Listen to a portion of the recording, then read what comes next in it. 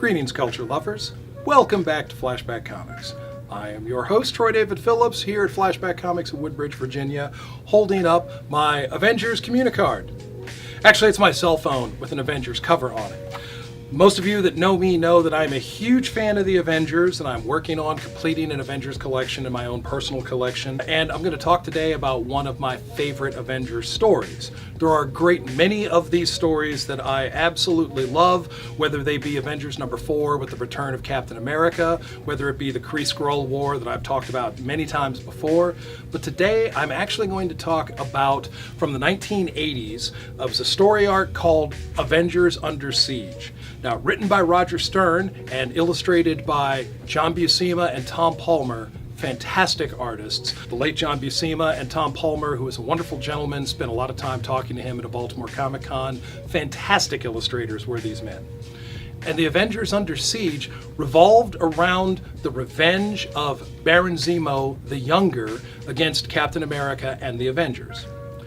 Zemo's father, Heinrich Zemo, had organized the Masters of Evil back in the 1960s, and they were composed of characters who were enemies of individual Avengers. There was the Black Knight, the Radioactive Man, the Melter, later the Enchantress and the Scarlet Witch. The original Masters of Evil gave us Wonder Man, and eventually Baron Zemo battled Captain America literally to the death, and his son, Helmut Zemo, took up the mantle of revenge against the Star-Spangled Living Legend of World War II.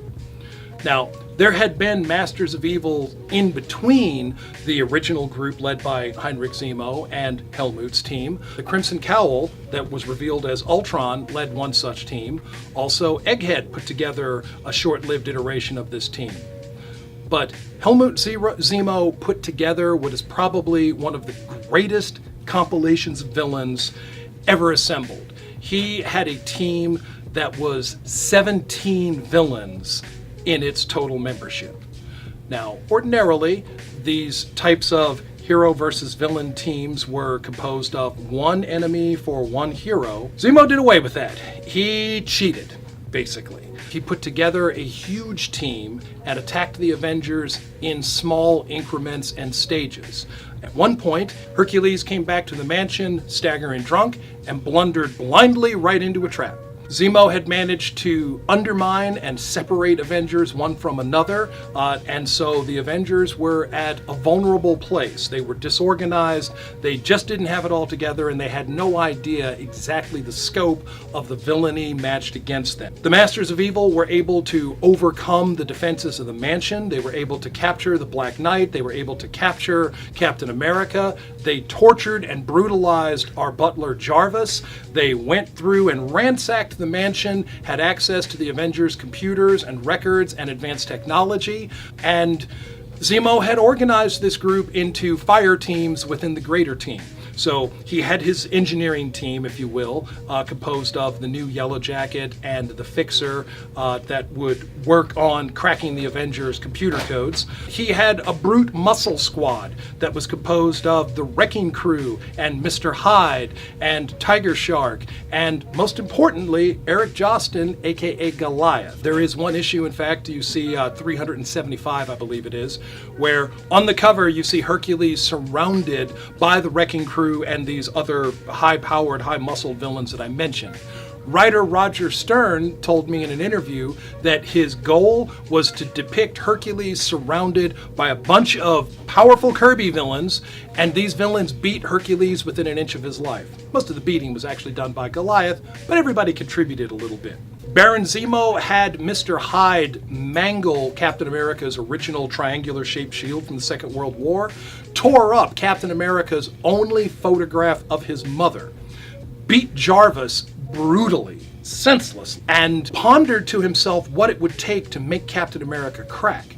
Cap managed to keep it together. Cap was able to effect an escape. He and the Black Knight fought their way clear. They linked up with the Black Knight and the Wasp, and eventually the tide of battle turned. Now, sorry for the spoiler, but yes, the Avengers come out on top.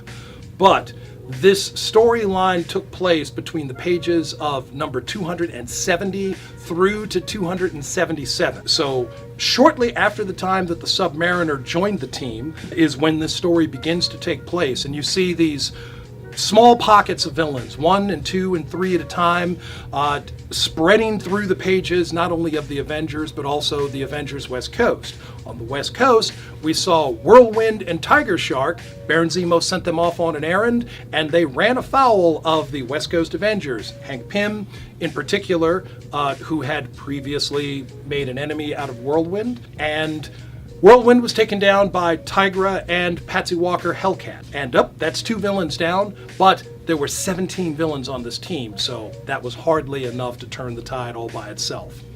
Avengers Under Siege is a excellent example of heroes punching upwards against superior numbers, and an excellent strategy. These villains were a collection of skill, resourcefulness, power, but the one thing that they didn't have was the Avengers' never say die attitude, never stop fighting till the fight is won, never surrender, etc. So here at Flashback Comics, I'm Troy David Phillips, and Avengers Under Siege is a storyline that you should definitely be checking out.